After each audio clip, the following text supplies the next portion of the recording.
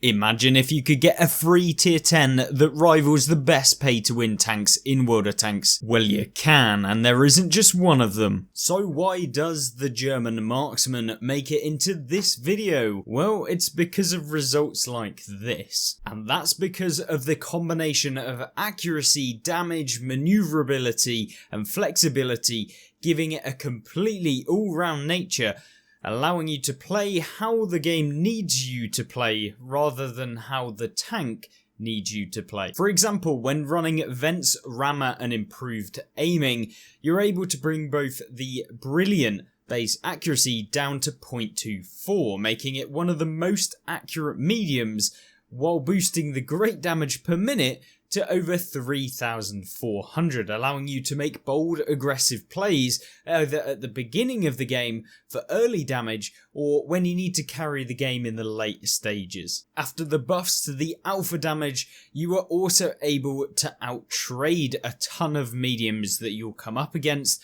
and you'll also be able to duke it out with some of the heavies using the accuracy that we mentioned to pinpoint weak points and cause havoc to the enemy tanks. Of course, not only does this tank dominate in the stats that we've already mentioned, but it also has amazing standard pen, allowing you to not only fire standard rounds, but also not have to lose money every game, which is something that can't be said for a lot of tier 10 mediums, especially when you want to have results that are outstanding. Now, I'm not going to try and say that the tank is completely broken in all aspects, because it is let down by that armor model that it does have. But of course, we can't have absolutely everything within the game, even if you can bounce a few rounds off the turret, if you're lucky. If for whatever reason you find yourself outnumbered, you can always rely on the gun to pull you out of some of the scenarios and make up for that lack of hit points that you may take because of that armor,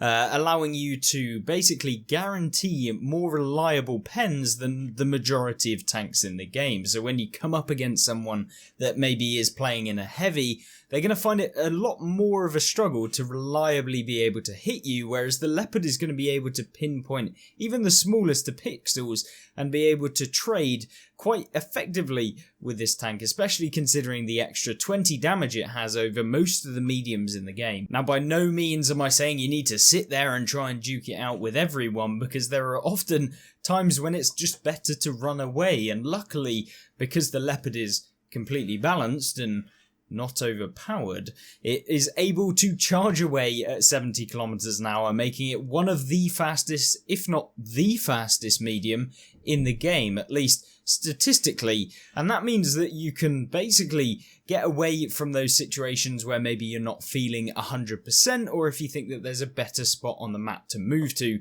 it is brilliant at being able to do that. Now, that can be the make or break in some of your games, and it's going to allow you to not only reposition how you would like to, but you're not going to be hindered by that mobility if you overcommit or something. Sometimes you can actually pull yourself out of an overcommitted position to be able to then reassess the situation and maybe get a little bit lucky with a bad decision you might have taken earlier in the game, meaning that it's kind of easier to play this tank than a lot of some of the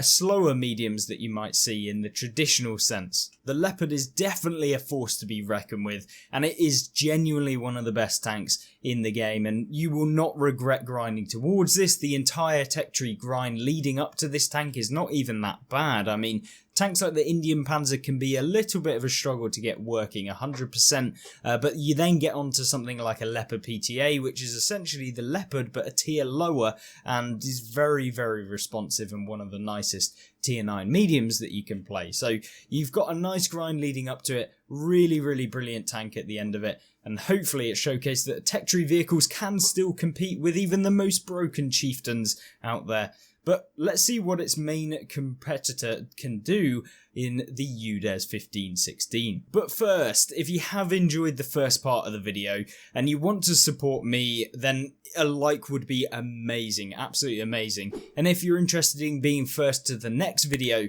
or wanting more videos like this, then subscribing will be able to notify you of when I next upload. Where do we start with this monster of a tier 10 medium then? the Swedish dream maker, the udes 1516. Of course, the tier 10 Swedish medium tank that has unbelievable gun depression and is one of the best ridgeline warriors for a medium tank in the game, much like its tier 10 heavy tank counterpart from the Swedish line, the Kranvång. Now, I'm not going to sugarcoat it. The tech tree grind leading up to the udes 1516 is by no means anywhere near as good as the Leopard 1, but the good thing is that when you do get to tier 10, it offers you something completely different from your traditional medium that you're used to seeing within World of Tanks, which is something really refreshing and something new. So surely if this tank is refreshing, it has to provide something new. Boy oh boy, does the udes dish up those Swedish meatballs for us all to enjoy. In order to be refreshing, however, it has to provide something new, but does this new actually mean better? And in my opinion, it definitely does, and it offers you something that you cannot usually have with a medium tank, and that is this pest will troll even the highest of calibers with its insane angled turret and unbelievable 13 degrees of gun depression, making this the king of medium hill plays, allowing it to brawl with tier 10 heavies like the Kranvång in maps like Westfield, as well as allowing you to take some really funky positions within some of the games that only a Swedish tank would of course be able to use. It's this shift in meta from the typical DPM and mobility to a hold down monster with increased alpha over even the Leopard with 440 alpha on the udes, allowing it to truly compete with tanks like the 279E, 1-for-1, and the other brethren of blatantly overpowered vehicles at tier 10, even things like the Chieftain. To get these advantages over some of these tanks, however, it has sacrificed a few things over things like the Leopard, and that's because it's left quite a decent proportion of its speed in the garage so that it can only go 50 kilometers an hour. Now that means it's 20 kilometers an hour slower than the Leopard, at least top speed wise, but by no means is this awfully and painfully slow. It just means that it kind of finds it a little bit of a struggle to reposition if you do overcommit. So you do not usually get away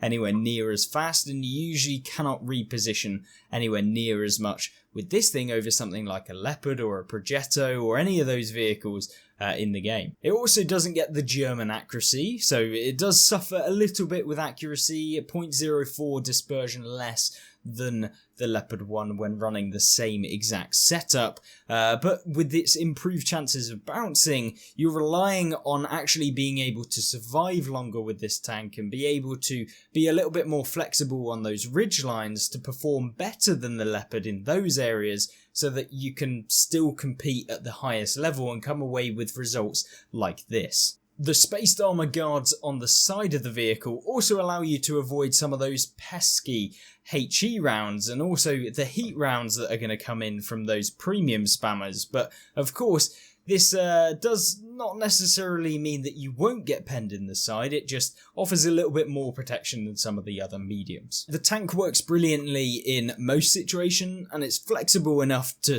find somewhere on most maps, allowing you to work either a ridge or find a hold down spot to try your luck against some of those unsuspecting mediums or heavies that underestimate the udes 1516. The type of player that will make this tank work to its 100% potential is someone that knows how to position it really well. And if you're really good at positioning within the game, if you know when to push, when to pull back, then this tank is amazing. And if you know about some of the spots in the game that are going to enable you to actually go hold down, and of course we'll be doing a video soon on how you can actually